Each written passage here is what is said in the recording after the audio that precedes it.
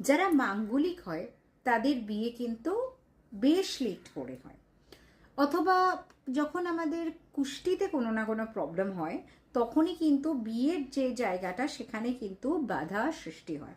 তো বিয়ে যদি না হয় বা বিয়ে করতে চাইছো লাস্ট মোমেন্টে গিয়ে বিয়ে ভেঙে যাচ্ছে, তো এই ক্ষেত্রে বলে দিচ্ছি মাসে দুটো প্রদোষ ব্রত আসে, ঠিক আছে? এই দুটো প্রদোষ ব্রতের দিন তুমি যে উপায়টা বলছি সেটা করবে। মা মঙ্গলা গৌরীর যে স্তোত্র পাঠ সেটা করবে, এবং পার্বতী মাকে যেটা আমরা সাজগোজের শৃঙ্গার চড়াই তো সেটা অর্পণ করবে, মন্দিরে গিয়ে করবে।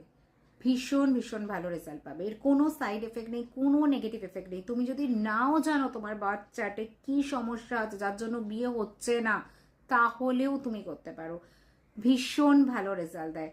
মা মঙ্গলা গৌরীর যে ব্রত সেটা আমিও করেছিলাম, 21টা আমি সংকল্প নিয়ে করেছিলাম 5 বছর ধরে, তো ভীষণ ভীষণ ভালো রেজাল্ট দেয়।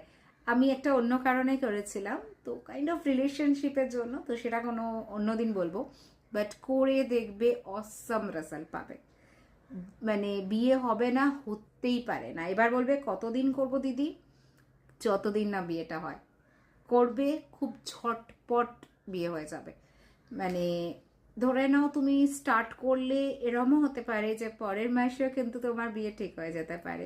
তাই অবশ্যই করবে, পারলে সংকল্প নিয়েও করতে পারো, আর না তো বলবো নর্মালি কন্টিনিউ করবে যতদিন না বিয়ে হয়ে যাচ্ছে।